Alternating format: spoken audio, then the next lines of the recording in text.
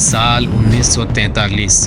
बंगाल के खेत हरे थे, गोदामों में अनाज था, जहाजों में खाना था, फिर भी 30 लाख इंसान भूख से मर गए।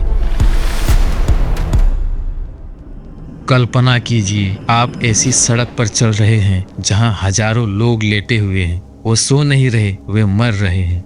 उनके शरीर में मांस नहीं बचा, सिर्फ हड्डियों का ढांचा है। वे चीखना चाहते हैं लेकिन उनके गले सूखे हुए हैं। वे आपसे रोटी नहीं मांगते, वे बस उस चावल के उबले हुए पानी की एक बूंद मांग रहे हैं जिसे हम रोज फेंक देते हैं।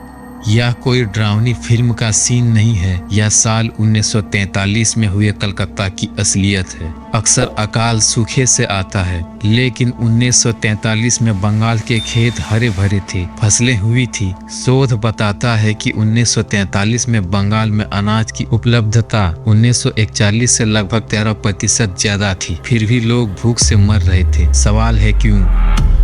उस वक्त दूसरा विश्व युद्ध अपने चरम पर था। 1942 में जापान ने बर्मा पर कब्जा कर लिया। ब्रिटिश सरकार डर गई कि जापान भारत पर हमला करेगा। इस डर से उन्होंने एक क्रूर नीति अपनाई, डिनायल पॉलिसी। अंग्रेजों ने 66,000 से अधिक नावें जब्त कर ली। अंग्रेजों ने किसानों से फसल छीनी, बंदूक से नहीं, कानून और ताकत से। ब्रिटिश सरकार ने युद्ध के नाम पर नई नीति बनाई, जबरन खरीद नीति। अंग्रेज अधिकारी और पुलिस गांवों में जाते थे, किसानों को मजबूर किया जाता था कि वे अपने अनाज सरकार को बेचें, वो भी बहुत ही सस्ते दाम पर। जो किसान मना करता उसे जेल, मारपीट या जमीन छीनने की धमकी दी जाती। किसानों के घर में खाने को चावल नहीं बचता था, लेकिन अंग्रेजों के गोदाम भरे जाते थे। हजारों टन अनाज नष्ट कर दिया गया। बैलगाड़ियां और परिवहन संसाधन भी जब्त किए ताकि जापानियों के हाथ कुछ न लगे। नाव और बैलगाड़ी बंगाल की जीवन रेखा थी। जब वे चली गई, पूरी अर्थव्यवस्था ही मर गई। जापानी तो नहीं आया, लेकिन भूख जरूर आ गई। भूख इतनी भयानक थी कि लोग घास, पत्ते और कीड़े खाने लगे। माता पिता अपने बच्चों को एक मुट्ठी चावल के लिए बेचने लगे। जो चीज जानवर भी नहीं खाते, इंसान वही खाने को मजबूर हो गया। बच्चे कटोरा लेकर भीख मांगते थे, वे चावल नहीं, चावल के उबले पानी की बूंद मांगते थे। इतिहासकारों के अनुसार 1 या 2 हजार नहीं, बल्कि 30 से 40 लाख लोग भूख से मर गए।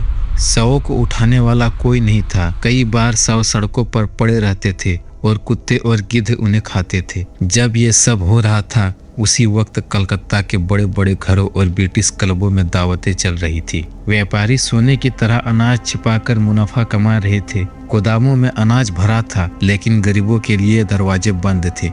ब्रिटिश सरकार ने अनाज को युद्ध के लिए जब्त किया। कीमतें आसमान छूने लगी। चावल की कीमतें 300 से 500% तक बढ़ गई। गरीब किसान, मजदूर और मछुआरे एक मुट्ठी चावल भी खरीदने की हालात में नहीं थे और व्यापारी जमाखोरी करते रहे। भूख यहाँ एक प्राकृतिक आपदा नहीं थी, यह एक नीतिगत हत्या थी। जब बंगाल की सड़कों पर लोग भूख से गिरकर मर रहे थे, तब सत्ता और धन वाले लोग भूख को व्यापार बना चुके थे।